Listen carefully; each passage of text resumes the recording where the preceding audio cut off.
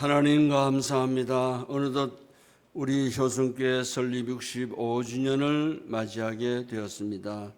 그동안 교회를 위해서 많은 헌신과 수고를 아끼지 않은 사랑하는 성도들에게 오늘 큰 위로와 용기와 소망을 더해 주시기를 원합니다. 하나님, 오늘도 우리들의 경배를 받으시고 특별히 우리 찬양대의 아름다운 찬양을 흠량하시옵소서. 부족한 종이 말씀을 증거하겠사오니 종을 감추시고 하나님의 뜻이 나타나는 복된 시간 되게 은혜 베풀어 주시옵소서. 예수님의 이름으로 기도드리옵나이다. 아멘. 미국의 GM이라는 회사가 있는데요, 그 회사에 할로 카스터라는 사람의 일화가 있습니다. 두 형제가 있었는데 형과 동생이 같이 그 회사에 들어가서 도장, 그 페인트 칠을 하는 일을 했는데, 그 당시에는 페인트 칠을 요즘은 로봇가 다 하잖아요. 그 당시에는 손으로 분무기를 가지고 그렇게 도장하던 시기였습니다. 근데 형은 일찍 은퇴를 하고 동생은 계속 남아서 그 회사의 사장까지 되었습니다.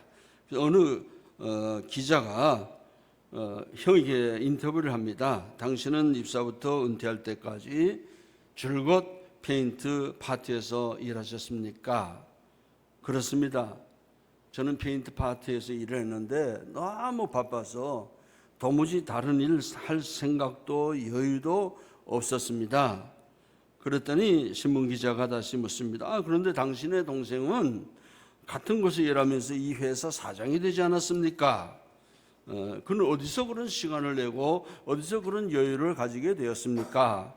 그랬더니 형이 이렇게 말합니다. 제 동생은 야심가예요. 그랬다는 것입니다.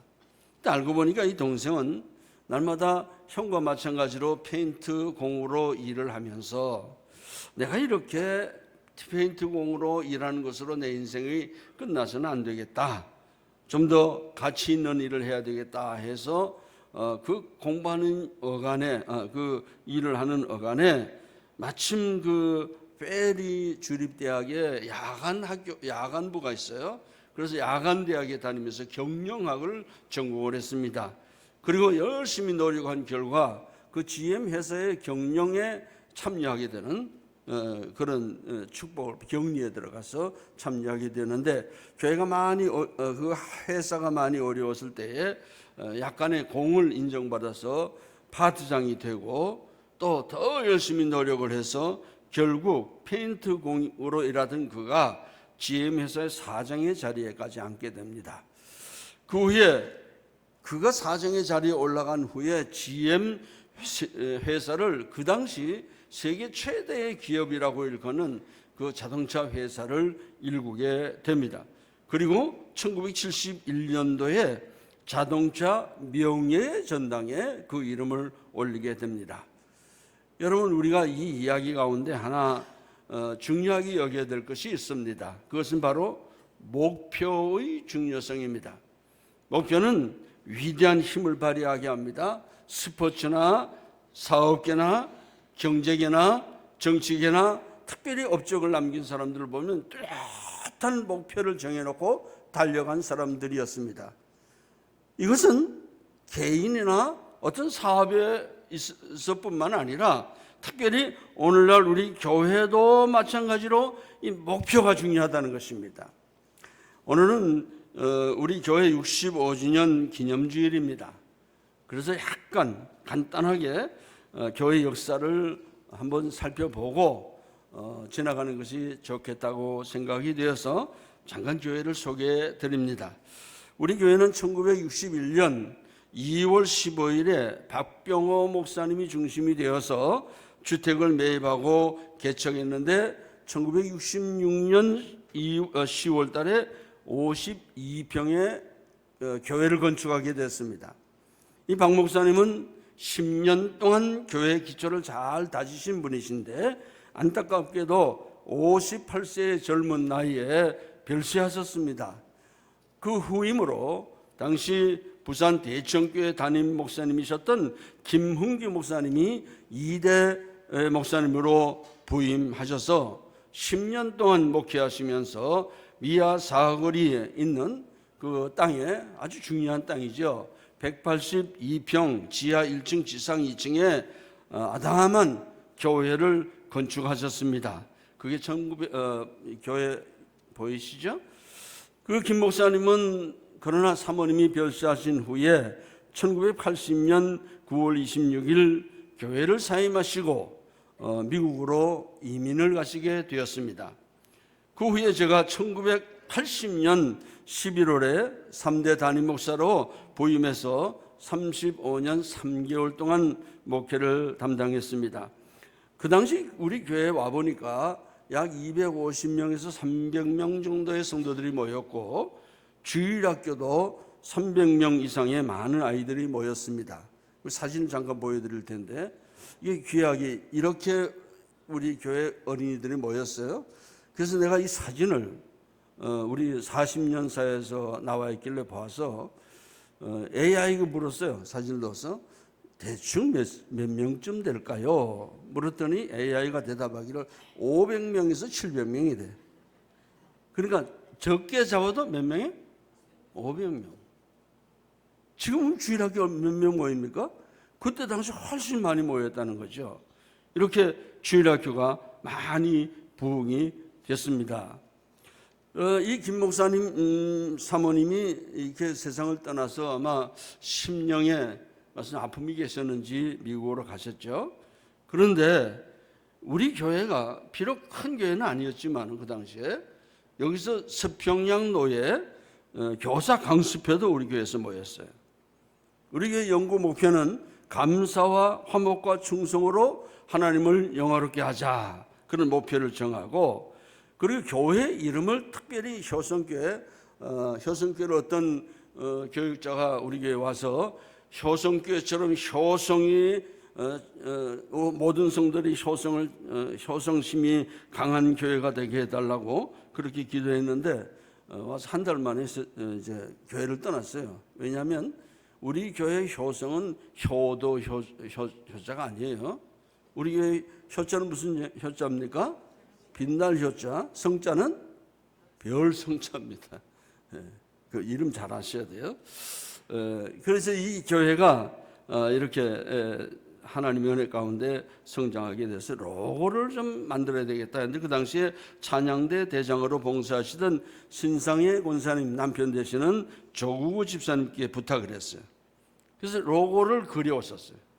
그려오셨는데 바로 지금 있는 효성교회 로고, 그래 지금까지 우리가 이 로고 마음에 들기도 하고 또 기념이 되고 해서 지금까지 사용하고 있습니다. 사업토가 천안에 계셨는데 참 교회를 적극적으로 봉사하셨어요. 한 번은 천안 사업장에 신방을 갔는데 오다가 눈이 내리는 바람에 아주 고생하면서 그 당시 안금춘 권사님, 백명호 권사님이 동행하셨는데 아주 힘들게 애써서 귀가한 그런 일이 있습니다. 조 집사님은 안타깝게도 일찍 세상을 떠나시게 되었습니다. 지금도 눈에 선하게 기억이 되시는 분이십니다. 그리고 40일 특별수요기도회가 그 다음에 1982년부터 2025년까지 가을에 한 번, 봄에 한 번 이렇게 모두 67차례 40일 특별 새벽기도를 가졌는데 모두 34년 정도 아마 우리가 진행한 것 같습니다. 평균 200명에서 250명, 그리고 제일 많이 모일 때가 1988년도에 300명 이상 모이기도 했습니다. 처음에는 사람이 많아서 1부, 2부 나누어 드리다가 다음에는 이제 한 번으로 이 본당에서 드리게 되었습니다. 정말 많은 성도들이 적극적으로 참여해서 그 어려운 때에 기도해 주셨습니다. 그리고 그동안 이 교회 이전과 교육관 건축을 위해서 두 차례 1000번째 기도회를 가졌습니다. 그리고 1995년부터는 신년 심야 기도회를 가지고 아마 지금까지 계속되어 오는 걸로 알고 있습니다. 제자훈련, 무슨 크로스웨이 성경 공부, 청동원 전도, 해피코스, 양육 전도, 뭐 여러 프로그램을 가지고 우리가 열심히 교회를 봉사했습니다. 1989년부터는 장학위원회가 조직이 되어서 많은 학생들이 혜택을 받고 있고 지금도 받고 있습니다. 미아 사거리에 있던 우리 교회가 1983년 5월 1일 날 이곳 미아동 전도관 대지 1054평 건평 800평 정도 되는 이 땅을 매입해서 여기다 성전 개축을 하고 1984년 4월 1일 날 이전해서 예배를 드렸습니다. 이 교회를 어떻게 매입하게 되었느냐 하면 부산에서 미아리 전도관 요 밑에 이사 오신 그 당시 김인덕 집사님, 그 다음에 하영엽 집사님 신방을 갔어요. 그런데 예배드린 후에 엄청 건물이 있어서 이게 무슨 건물입니까? 했더니 전도관 건물인데 지금은 사람들이 모이질 않고 문을 닫았습니다. 그리고 매물로 나왔습니다. 그러더라고요. 그래서 제가 올라와 봤죠. 올라와서 보고 나서 먼저 우리 정진갑 집사님, 지금은 원로 장로님 되셨어요. 전화를 드렸어요. 이 교회가 하나 나오는데 집사님 좀 와서 한번 봤으면 좋겠습니다. 그래서 저분이 오신 거죠. 그 와서 보니까 엄청 큰데 이거 그냥 살 수가 없잖아요. 그래서 수소문했어요. 값이 7억에 나왔다 그래요, 그 당시에. 그래서 정진갑 장로님과 그 당시 홍은표 집사님께서 적극적으로 수소문해서 저 미아 시장통에 있는 그 당시 태양다방이라는 곳에서 그 관계자와 만났어요.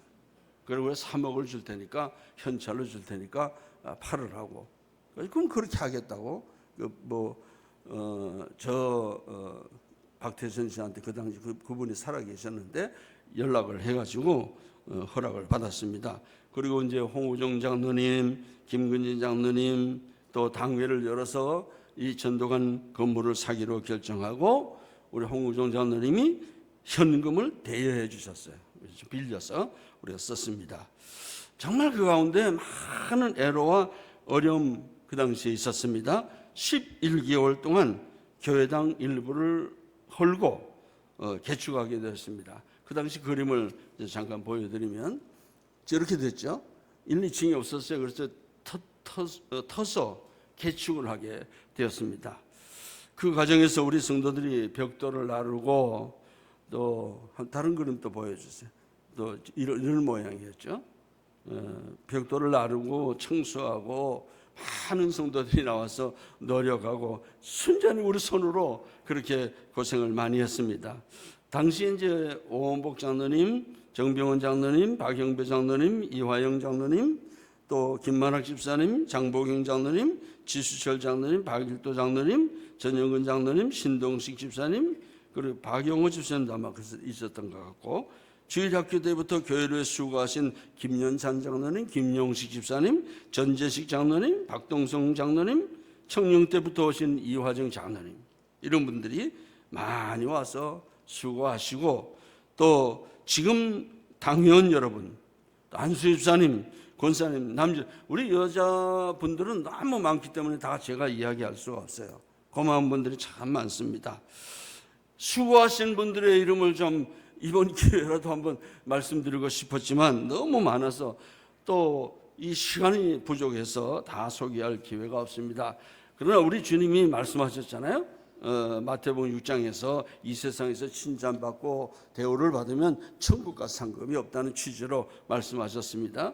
그러므로 여러분이 이해하시고 들으시. 너무 많은 사람이 수고하셨어요. 그래서 이곳에 와서 이제 교회를 와서 예배를 드리는데 10여 년 동안 올라오는 길이 밑에 있는 길밖에 없었어요. 위쪽에 길이 없었습니다. 그러니까 눈이 내리는 날 같으면 너무너무 힘들었죠. 약간 어려운 일이 아니었어요.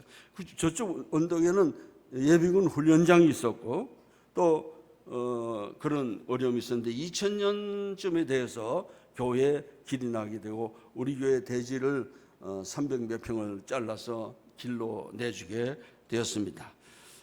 그리고 오페산 길이 열리게 되었고 그때부터 교육관 대지 320평도 사느라고 우리 성도들이 고생을 많이 하고 2000평의 교육관을 건축하게 되었습니다. 이런 모습이었죠. 이제 땅에다 건축을 하게 되었습니다. 이영규 장로님께서 수고를 많이 하셨습니다. 그리고 2003년도에는 교회 사택을 건축하게 되었는데 지금은 그 사택이 아파트 내치가 되어서 교회가 관리하고 있습니다. 앞으로 온전히 교회에서 사택으로 사용할 수 있는 기회가 또 올 수 있으리라고 믿습니다. 이렇게 해서 교회 공사가 마무리되어서 현재의 모습이 이렇게 되었습니다. 자, 우리 교회 역사를 이렇게 돌아보니까 많은 헌신자들이 있었어요. 특별히 우리 남전도회, 베드로회, 요한회, 야고보회, 안드레회, 바울회, 디모데회가 조직이 돼서 활발하게 활동을 했습니다. 또 여전도회는 처음에 1, 2부로 하다가 좀 늘리다가 1994년부터는 안나, 수잔나, 로이스, 유니게, 사라, 리브가, 한나, 루디아, 마르다, 마리아, 데보라, 이 중에 이제 조금 없어진 부서도 있고 지금까지 존속한 부서도 있습니다. 모든 전도회가 특징이 뭐냐? 선교에 관심을 가졌어요. 헌금을 해가지고 전부 선교하는데 힘을 기울였다는 것이 우리 교회 자랑거리입니다. 찬양대도 김연설 집사님이 아마 고등학교 때인가 하여튼 서울음대 들어가면서부터 우리 교회 지휘하시다가 지금은 이민을 가셨습니다. 김정주 집사님도 오래 지휘하시다가 가셨는데 그 후에 이영미 권사가 지휘하셨고 지금은 김경아 집사님 그리고 나규빈 선생님이 지휘자로 수고하고 있습니다. 그 어려운 가운데도 교회를 지키느라고 이 찬양대가 참 자리를 잘 지켜줬어요. 다 교회 숫자들이 많이 줄었지만은 이 찬양대만큼은 그래도 꿋꿋하게 자리를 지켜주셔서 정말 감사하게 생각하고 찬양대 대장으로 초창기에 오은복 장로님으로부터 시작해서 역사를 보니까 조국호 집사님, 이영규 장로님, 정진갑 장로님, 김인덕 장로님, 박동중 장로님, 박일도 장로님, 유재한 장로님, 이성우 장로님, 김연창 장로님, 이화정 장로님, 조명현 장로님, 곽준택 장로님 뭐 이런 여러분들이 교회를 봉사하셨어요. 1983년도에 출발한 여전도의 찬양대를 위해서 또 많은 우리 권사님, 집사님들이 지금도 활발하게 헌신하고 있습니다. 약해진 주일학교를 복원하느라고 우리 선생님들이 많이 수고하시는데 저렇게 아까 본 바와 같이 꽉꽉 찼으면 얼마나 좋을까. 다음 세대인 주일학교가 회복되고 부흥되길 간절한 마음으로 소원하고 있습니다. 또 가만 보면 그동안에 이제 교회가 역사가 있다 보니까 장거리에서 오시는 성도들이 많아요. 얼마 전까지만 해도 덕소에서 오신 김중남 집사님, 지금은 연세가 드셔서 오시기 힘드신 것 같습니다. 또 군포에서 오시는 아직까지도 오고 계시는 송정순 권사님, 강남에서 오시는 백운성 권사님, 하남에서 오시는 나영두 집사님, 지문장 권사님, 안양에서 오시는 조명년 장로님, 최희경 권사님, 김성대 집사님, 그리고 저기 김포에서 박태영 장로님, 최종래 집사님, 또 남양주인가요? 거기에서 오시는 김연찬 장로님, 변양수 권사님, 또 고범준 집사님, 신영희 집사님, 또 부천에서 오시는 전재식 장로님, 김명희 전도사님, 또 의정부에서 많은 분들이, 의정부 참 멀잖아요. 그 의정부 포천에서 오시는 많은 분들이 지금도 열심히 참여하고 있습니다. 이렇게 예배에 참석하신 여러분들에게 하나님의 축복이 충만하시기를 기원합니다. 또 오랫동안 방송실에서 수고하신 김인 집사님, 유지아 집사님, 참 유 집사님 몸도 불편하신데 계속해서 어려울 때에 이 교회를 지켜주시고 방송실을 지켜주셨습니다. 특별히 주보에 보면 병중에 계신 우리 성도님들, 오늘도 주님의 치유의 손길이 함께 하시기를 바랍니다. 그분이 다 건강해서 같이 와서 하나님 앞에 예배 드렸으면 좋겠습니다. 여러분 때때로 그분들을 위해서 기도해 주시기를 바랍니다. 근데 지금 우리 교회 주변이 재개발된다고 하는데 그렇게 되면 아마 새로운 모습으로 또 교회가 변화될 수 있으리라고 믿습니다. 지난 2016년도에 서춘교 목사님이 4대 담임 목사님으로 오셔서 9년 동안 목회할 때에 후반부에 많은 어려움이 있었습니다. 우리 교회 수많은 분들이 이 어려운 문제를 수습하느라고 그야말로 몇 년 동안 고생을 하셨습니다. 우리 당회원 가운데 박동성 장로님, 이화정 장로님, 김연찬 장로님, 박재영 장로님, 구재춘 장로님, 이용섭 장로님, 조명인 장로님, 전재식 장로님, 곽준택 장로님, 최인광 장로님, 많은 권사님들. 저도 가끔 보다가 어려운 일 당한 그 모습들을, 예배 모습 혹은 그 재직의 모습을 잠깐 이제 본 적이 있는데 너무 가슴이 아파요. 근데 이 교우들이, 성도들이 열심히 그래도 자리를 지키면서 여기까지 와서 난국을 해결하게 되었습니다. 특별히 2024년부터 문제가 심각해져서 2025년 초까지 담임 목사 문제로 노예 재판국까지 열리게 되고 교회 예배 드리는 것도 힘들게 될 정도로 어려움을 당했습니다. 이용섭 장로님, 조명현 장로님, 김연창 장로님, 최인광 장로님 대책위원이 돼서 수시로 모여서 의논하고 협의하고 정말 시시때때로 모였어요. 특별히 김연창 장로님은 우리 재판국과 이게 이제 해야 되니까 총회 헌법을 가져다 놓고 공부를 열심히 했었어요. 제가 종신대학에서 얼마 동안 이 교회 헌법을 좀 가르쳐 달라고 해서 가르친 적이 있는데 저보다 훨씬 많은 지식을 그분이 가지고 계세요. 이런 여러분들이 기도하고 또 그런으로 말미암아서 여러분들이 문제 해결에 도움을 주셔서 이렇게 그나마 문제가 해결이 되었습니다. 그런데 너무 가슴 아픈 것은 이런 가운데, 어려운 가운데 교회를 떠나는 분들이 너무 많습니다. 제 소원은 떠난 그분들이 모두 돌아오셨으면 좋겠습니다. 여러분이 권면해서 함께 모여서 다시금 교회를 힘차게 일으킬 수 있었으면 좋겠습니다. 그동안 우리 장로님들과 안수집사님, 권사님들, 남녀집사님들, 성도님들이 헌신봉사하신 것 하나님이 아실 것입니다. 하나님이 복 주시기를 바랍니다. 이제 하나님의 은혜로 2025년 11월 11일 주일부터 우리 교회 5대 담임 목사님 강정훈 목사님이 부임하셔서 지금 열정을 가지고 목표를 가지고 목회하고 계십니다. 이제 새로운, 제가 오늘 설교 제목을 은혜의 65년 앞날의 비전, 앞날의 비전은 우리 강 목사님이 짊어지고 나갈 때 여러분이 적극적으로 협조하고 도와주셔서 우리들의 꿈이 이루어질 수 있기를 바랍니다.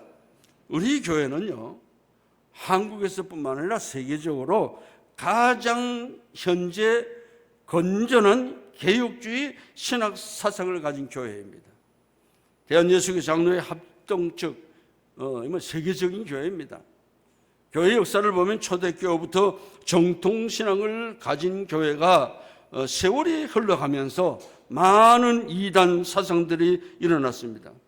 초대교회는 313년 기독교화 공인된 후에 이집트의 곱틱교회, 로마의 천주교, 그리스 정교회, 영국 성공회, 러시아 정교회 등으로 발전해 오다가 신학 사상의 혼탁으로 말미암아 결국 1517년 루터를 중심으로 칼빈, 쭝잉글리 이런 분들이 교회가 이래서는 안 되겠다, 교회가 새로워져야 되겠다, 그리고 회개 운동을 하고 종교 개혁이 일어나서 개신교회가 생기게 되었습니다. 역사가 흘러서 개신교회는 루터교 교단을 비롯해서 칼빈, 존 낙스가 주도한 장로교, 우리가 그 계열이죠, 장로교 교회가 일어나게 되었고 250년 후에는 요한 웨슬레가 중심으로 한 감리교회가 생기게 되었고 침례교, 성결교, 순복음교회 이런 교단들이 생기게 되었습니다. 우리 교회는 교리적으로나 신앙적으로나 가장 건전한 개혁주의 신앙을 가진 교회입니다. 종교개혁의 3대 기치, 오직 성경, 오직 믿음, 오직 은혜의 믿음을 가지고 개신교회가 바른 신앙을 우리가 지켜야 된다, 계속해서 지금 노력하고 있습니다. 특별히 우리 교회와 우리 교단은 칼빈주의 사상을 가지고 오늘에 이루고 있습니다. 칼빈주의가 뭐냐? 칼빈이 뭐 대단한 사람이냐? 칼빈주의는 우리가 이해하기로 성경주의를 말합니다. 왜냐하면 지금까지 역사상 칼빈이 가장 성경을 올바로 보고 성경대로 목회한 분이기 때문에, 물론 잘못이 하나도 없다, 의인이다 이런 말은 아니죠. 이런 사상을 우리가 가지고 이 정신을 따르자 해서 우리는 칼빈주의 신앙을 가지고 있습니다. 이 칼빈주의 기본 정신이 무엇입니까? 하나님의 주권, 절대 주권입니다. 이 세상의 모든 것은 하나님의 주권에 달려있다. 그래서 우리는 하나님 앞에 살아야 된다. 신앙생활할 때 코람디오라고 그러죠. 하나님 앞에 살아야 된다. 물론 교회도 사람들이 모인 것입니다. 그래서 많은 문제가 있고 다툼이 있습니다. 분열이 있습니다. 그것은 우리 자신의 욕심 때문이고 우리 자신의 잘못된 판단 때문에 그런 문제가 생기는 것입니다. 교회는 그런 교회가 아닙니다. 우리 교회는 그래서 끊임없이 잘못된 것을 고치고 회개하고 바른 길로 나가야 된다 하는 것이 개혁주의 교회의 원리입니다. 개신교회는 끊임없이 자기 성찰을 하고 개혁에 나가야 되는 것이죠. 여러분, 나이로 보면 우리가 65세예요. 요즘은 수명이 연장돼서 65세가 가장 활발하게 일할 때다, 사람들이 그렇게 말합니다. 그렇습니다. 우리 교회도 그런 나이가 되었습니다. 이제 우리 교회가 어떻게 나가야 될 것인가? 저는 안디옥 교회에서 그 해답을 찾으려고 합니다. 안디옥 교회는 뭐 여러 가지 좋은 점들이 많이 있지만 특별히 세 가지 특징을 가지고 있다고 봅니다. 첫째는 안디옥 교회는 가슴이 넓은 사랑이 넘치는 교회였습니다. 우리 안디옥 교회 하면 선교하는 교회 단순히 그렇게 생각합니다만은 이 교회는 제일 먼저 넓은 가슴을 가진 교회였습니다. 어떻게 알 수 있습니까? 그 교회 구성원을 보면 알 수 있어요. 안디옥 교회에 여러 부류의 여러 계층의 사람들이 있었습니다. 첫째, 1절을 봅니다. 다 같이 함께 읽겠습니다. 안디옥 교회에 선지자들과 교사들이 있으니 곧 바나바와 니게르라는 시므온과 구레네 사람 루기오와 분봉왕 헤롯의 젖동생 마나엔과 및 사울이라. 그렇게 되어 있죠? 여기 바나바라는 사람이 나옵니다. 바나바는 사도행전 4장에 의하면 레위 지파 출신입니다. 오늘날로 말하면 그는 어떤 의미에서 귀족 출신이에요. 부자야. 그래서 밭을 팔아서 사도들에게 헌금할 정도로 많은 재산을 가지고 있었던 사람입니다. 두 번째는 니게르라고 하는 시몬이 나옵니다. 니게르라는 말은 라틴 말인데요, 여기에서 영어 단어 니그로라는 말이 나왔어요. 무슨 의미입니까? 니그로, 검다. 그러니까 이 시몬은 흑인이었습니다. 또 세 번째는 루기오라는 이름이 나오는데 그는 오늘날의 그레데섬, 구레네 출신으로 그 이름은 로마 표기로 루치오스라는 이름인데 로마와 가까운 곳에 살고 있는 로마인이었습니다. 네 번째는 마나엔이 나오는데 그는 당시에 예루살렘 지역을 다스리고 있던 헤롯 왕의 젖동생이다. 그래서 헤롯 왕과 함께 유모 밑에서 그 유모의 젖을 먹으면서 같이 자라는 사람이다. 그러니까 왕족 출신이죠, 마나엔은. 또 사울이 나옵니다. 여기 언급된 사울은 사도 바울입니다. 그는 길리기아 다소에서 출생한 유대인인데 당시에 최고의 석학으로 불리웠던 가말리엘 문화에서 공부한 수재 중에 수재였습니다. 그는 다메섹으로 예수 믿는 사람을 잡아 죽이러 가다 주님을 만나서 결국 사도가 되어서 평생 주님을 위해서 헌신한 사람입니다. 안디옥 교회는 이렇게 다양한 사람들이 모였어요. 어떤 사람은 말하기를 아마 나이 순서로 기록했을 것이다. 그래서 제일 나이가 많은 사람이 바나바, 제일 나이가 어린 사람이 사울이 아니겠느냐, 그렇게 추측을 합니다. 그때 사울은 청년이었으니까요. 이런 사실들을 종합해 볼 때 안디옥 교회는 흑인이나 유대인을 구별하지 않는 인종을 초월한 교회였습니다. 가난한 사람이나 부자를 구별하지 않는 빈부를 초월한 교회였습니다. 천한 사람이나 귀종이나 구별하지 않는 귀천을 초월한 그런 교회였습니다. 젊은 사람뿐만 아니라 연세 드신 분들과 함께 연령을 초월한 분, 세대가 통합되는 그런 아름다운 교회였습니다. 이 안디옥 교회는 직업, 신분, 학벌, 나이, 계층, 이것을 민족을 초월한 그런 아름다운 교회, 다 모두를 포용하는 그런 사랑이 넘치는 교회가 되었습니다. 우리 교회는 바로 이런 교회가 되기를 꿈꿉니다. 로마의 바티칸 대성당에 가면 미켈란젤로의 작품 가운데 피에타상이라는 상이 있습니다. 이 피에타상은 높이가 1m 71 정도 되는데 이 미켈란젤로가 마리아의 옷자락에다가 자기 이름을 기록할 정도로, 그런 마리아가 십자가에서 내려오신 예수님을 품에 안고 그런 오열하는 그런 모습입니다. 워낙 유명한 작품이라 사람들이 접근하지 못하도록 철책으로 이렇게 만들어 놨는데 어떤 사람이 들어가서 망치를 가지고 훼손시켰어요. 피에타라는 말은 이태리 말인데 슬픔, 비탄, 자비를 뜻합니다. 지금 그림이 나오죠? 그런데 이렇게 망가진 이 작품 어떻게 할까? 세계적인 조각가를 초청해가지고 팀을 만들어서 이걸 어떻게 했으면 좋을는지, 어떻게 했으면 회복될 수 있을는지 모여서 조사를 했어요. 이 사람들이 모여가지고 의논한 끝에 몇 달 동안 이 작품을 감상하자.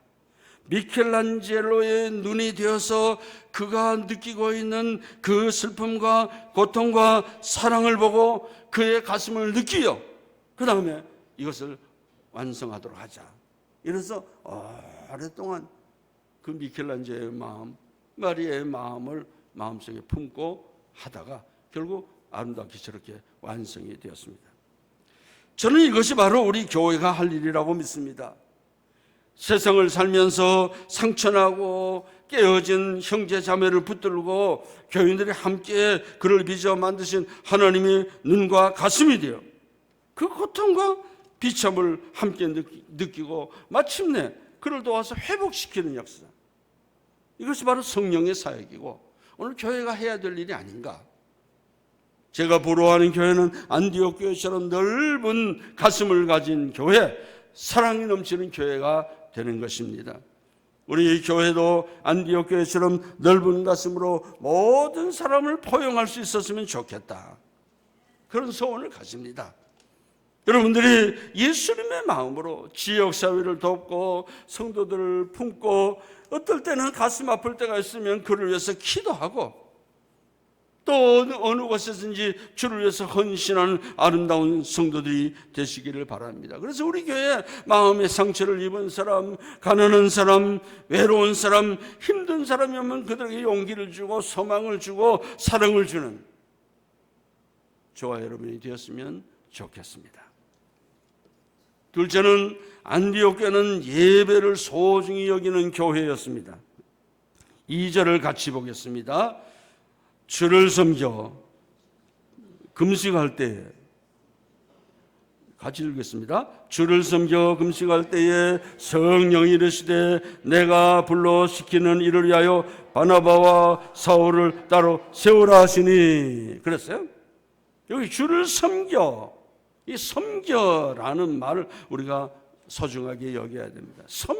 섬기다는 말은 헬라 말로 레이트루 쿵트라는 말인데요, 이 말은 여기서 영어 단어 리터지라는 말이 나왔어요. 리터지라는 말은 예식, 예배, 그런 의미입니다. 그래서 NIV 성경에 보면 워싱이라는 말을 썼어요. 그러니까 여기 섬긴다는 말이 무슨 말이에요? 예배를 드린다. 주님을 섬겨 금식할 때, 주님께 예배드리며 금식할 때, 그런 말이 되겠죠? 안디옥 교회 성도들은 그냥 예배드린 게 아니에요. 얼마나 그 예배에 집중하고 정성을 다했는지 금식하면서 하나님 앞에 예배드리고 목숨 걸고 하나님 앞에 예배드리는 걸 소중하게 여기고 그 예배를 통해서 은혜 받기를 원하고 하나님의 뜻이 임하기를 원하고 그래서 금식하면서 예배를 드렸다 그랬습니다. 그 예배 가운데 그들이 어떻게 돼요? 성령의 음성을 듣게 됩니다. 내가 불러 시키는 일을 위하여 바나바와 사울을 따로 세우되, 세계 선교를 위해서, 복음 증거를 위해서 바나바와 사울을 따로 세우라. 음성 들은 거예요. 최선을 다해서 예배드리면 하나님의 음성이 우리의 마음에 들려집니다. 목숨 걸고 이 예배가 소중한 예배다, 저 주의 종을 통해서 나오는 말씀이 소중한 말씀이다 하고 집중해서 들을 때 성령께서 우리의 마음속에 메시지를 주시는 것입니다. 여러분이 교회에 오셔서 예배에 집중하고 말씀에 집중하고 말씀을 들을 때에 여러분이 하나님의 음성을 들을 수 있습니다. 말씀을 통해서 내가 어떻게 해야 될 것인가를 깨닫게 되는 것입니다. 세계 역사상 기독교인으로 최고의 부자가 된, 그리고 최고의 선한 사업을 많이 한 사람, 가난하게 태어나서 그 가난을 극복하고 50대에는 병에 들어서 거의 죽을 뻔했는데 하나님의 은혜로 건강을 회복하고 성공한 사람이 있습니다. 그 어머니 엘리자베스 데이비슨의 유언을 받아서 그 유언을 지킴으로 말미암아 축복받은 사람, 우리가 잘 아는 록펠러입니다. 그는 미국 침례교 성도인데 그의 멘토는 프레데릭 테일러 게이츠라는 목사님이 그를 신앙적으로 지도했어요. 그래서 그 목사님과 함께 경제적으로 어려운 교회들 4,928개의 교회를 그냥 찔끔찔끔 동기 아니라 전적으로 헌신하며 도왔습니다. 그리고 교회도 개척하는 데 도와주고 그런 삶을 살았습니다. 록펠러는 1890년 시카고 대학 설립을 위해서 $600만, 그 당시에는 최고, 그래서 그 돈으로 그 학교를 설립하게 됩니다. 처음에는 신학대학으로 설립을 했습니다. 저 박사학위 논문을 지도해 준 교수님이 이 시카고 대학 출신이에요. 그래서 아주 좀 자존심이 강하더라고요. 그래서 시카고 대학에 대해서 제가 관심을 많이 가졌는데요. 이분이 처음에 신학대학으로 출발했는데 종합대학으로 발전했어요. 지금 보이죠? 저 록펠러 교회 보이는데 시카고 홈페이지에 보면요, 대학의 홈페이지를 보면 록펠러 설립자가 누구냐? 록펠러로 되어 있어요. 또 기념교회도 있고요. 자, 시카고는 지금 세계 명문 대학으로 성장을 했습니다. 노벨상이 101명이나 받았어요. 그럼 하버드, 예일 뭐 이런 대학과 맞먹는 대학이 됐어요. 그리고 록펠러 대학교, 록펠러 대학은 뉴욕에 있습니다. 지금 보여주는 사진이죠. 록펠러 대학은 세계 박사학위만 있는 대학, 대학원 대학교죠. 그리고 포스트 닥터 코스, 박사 후 과정만 제공하는 생명과학과 의학의 세계적인 대학입니다. 여기서 최초로 DNA라는 존재를 발표한 대학으로 유명한 대학이죠. 38명의 노벨 수상자를 배출했어요. 그리고 이분이 이런 것뿐만 아니고 또 조지아주에 있는 애틀란타에 위치한 흑인 여성들을 위한 1880년에 학교가 설립이 됐는데요. 애틀란타 침례교 여성신학교 이렇게 건축을 했습니다. 그래서 이 록펠러 재단이 많이 후원을 해가지고 록펠러의 아내 이름이 로라 스펠먼 록펠러인데 그가 후원자가 돼서 학교 이름을 스펠먼 대학교로 바꿨어요. 그뿐만 아닙니다. 이분 얼마나 많은 대학에 얼마나 많은 교회에 지원해 주었는지 몰라요. 록펠러가 어느 날 기자가 질문합니다. 당신의 생애를 이렇게 위대하게 만든 비밀이 있다면 무엇입니까? 그렇게 말했어요. 그것은 바로 우리 어머니, 나의 어머니로부터 내가 위대한 유산을 받았습니다. 어떤 유산을 받았습니까? 나는 어머니로부터 신앙적인 유산을 받았습니다. 첫째는 11조 생활하라. 둘째는 언제나 하나님 앞에 예배드릴 때 앞자리에 와서 앉아라. 셋째는 교회에 나가면 목사님의 말씀에 절대로 순종하라. 목사님은 하나님의 대리자요 종이니 그 말씀에 순종하면 너는 하늘의 지혜를 얻어서 하나님이 주시는 축복을 받을 것이다. 평생에 나는 이 어머니의 유언, 세 가지 유언, 11조 생활, 앞자리에 앉아서 예배드리는 생활, 목사님의 말씀에 순종하는 이 세 가지 유산을 가지고 내가 이렇게 축복을 받았습니다. 오늘 사랑하는 여러분, 여러분도 이 록펠러 같은 사람이 우리 교회에 나왔으면 좋겠습니다. 이런 놀라운 축복을 받아서 하나님 앞에 영광 돌리고 선교하고 학교도 지원하고 교회도 많이 지원하고 이런 분들이 여러분 가운데 나왔으면 좋겠습니다. 셋째는 안디옥 교회는 헌신할 줄 아는 교회였습니다. 2절을 다시 한 번 더 보겠습니다. 다 같이 보겠습니다. 주를 섬겨 금식할 때에 성령이 이르시되 내가 불러 시키는 일을 위하여 바나바와 사울을 따로 세우라 하시니, 따로 세우라. 하나님께서 안디옥 교회에 선교 헌금을 요청한 것 아닙니다. 물질적인 도움을 요청한 거 아닙니다. 하나님은 안디옥 교회의 지도자들 바나바와 사울 두 사람의 헌신을 요구한 것입니다. 물론 이 말을 들었을 때에 이 바나바와 사울도 충격을 받았을 것이고 교인들도 충격받았을 거예요. 아니 이제 좀 안정이 돼서 교회가 좀 부흥하고 또 좋은 교육자가 와서 이제 이렇게 교회가 부흥하려고 하는데 갑자기 그 중에 핵심 인물인 바나바와 바울을 달라 요청하시니까 성도들 마음속에 야, 이거 하나님 너무하신 거 아니냐, 이제 겨우 교회가 안정되어 가는데 이렇게 두 사람을 보내 선교하라니 이건 너무 빠르지 않나, 아마 그런 생각도 했을 겁니다. 안디옥 교회가 갑자기 핵심 목회자인 바나바와 사울을 선교사로 보내라 하는 명령을 듣게 된 것이죠. 얼마나 당황스럽겠어요. 아직도 할 일이 많은데 가장 핵심적인 사람 둘을 보내라. 안디옥 교회 어떻게 반응했습니까? 3절을 봅니다. 우리 3절 다 같이 읽습니다. 이에 금식하며 기도하고 두 사람에게 안수하여 보내니라. 안디옥 교회는 성령님이 요구하신 데 응답을 했습니다. 비록 자기 교회도 할 일이 많이 있는데 일꾼이 많이 필요함에도 불구하고 가장 핵심적인 인물인 두 사람을 보내라. 보냈어요. 순종했어요. 그래서 어떻게 됐습니까? 이 두 사람이 나가서 선교를 시작하는데 얼마나 많은 영향력을 끼쳤는지 몰라요. 저 소아시아 지역, 마게도니아 지역, 저 유럽 지역에 나가서 복음을 전해서 이 안디옥 교회로 출발한 복음의 씨앗이 전 세계에 퍼져나갔어요. 예수님의 사도들 가운데는 인도까지 가서 복음 전한 사람도 있어요. 여러분, 비록 재능이 크든지 작든지 나이가 많든지 적든지 많이 배웠든지 적게 배웠든지 간에 헌신하는 사람들의 손길을 통해서 하나님께서는 역사를 일으키시는 줄로 믿습니다.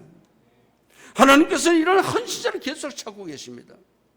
지금 세계 여러 곳곳에 하나님의 손길을 기다리고 하나님의 종들을 기다리는 지역이 얼마나 많습니까? 아프리카의 중동 모슬림권의 거대한 중국 대륙에 우리 이웃에 있는 모든 아시아 국가들, 세계에서 가장 선교하기 어렵다고 하는 일본에 헌신자들을 요구하고 있는 거죠. 복음을 기다리고 있는 거예요. 이 선교에 헌신하는 우리 효성교회가 될 수 있기를 바랍니다. 찬송가 작가 가운데 프란시스 헤버걸이라는 분이 있습니다. 영국의 수도원 원장의 딸로 자랐는데 독일에 유학을 갔는데 한 번은 진젠돌프 목사님 딸이 이 사람과 친구가 돼서 그 저택에 가게 되는데요. 그림을 하나 보게 됐어요. 그 벽에 걸려있는 그림은 스텐버그의 작품인 에케호모라는 별입니다. 지금 나오죠? 에케호모. 제가 이 그림을 보고 예수님이 가시관을 쓰신 그 그림인데 가시관이 안 보입니다. AI 물었어요. 그랬더니 자세히 보세요. 저기 있잖아요. 저는 잘 안 보이시죠? 이 가시관이 있어요. 쓰고 있어요. 피를 흘리는 그런 그림인데 이 그림 앞에 압도되었어요. 근데 그 그림 밑에 이런 글씨가 쓰여져 있습니다. 나는 너를 위하여 모든 고난을 받았는데 너는 나를 위해서 무엇을 하였느냐. 이것을 보는 순간에 그동안에 명목상 그리스도인으로 살았던 자기 자신의 모습이 너무 부끄럽고, 그동안 내가 예수 그리스도를 믿는다고 하면서 주님을 위해서 고난을 받아본 적이 있는가? 너무 부끄러운 거예요. 그래서 그 그림을 볼 때 예수님의 십자가가 오버랩되어 가지고 돌아와서 붓을 들고 찬송가를 가사를 썼는데, 그것이 바로 찬송가 311장입니다. 그래도 이거 중요한 찬송가니까 한번 불러볼까요? 한번 반주에 맞춰서 1절만 한번 불러보겠습니다.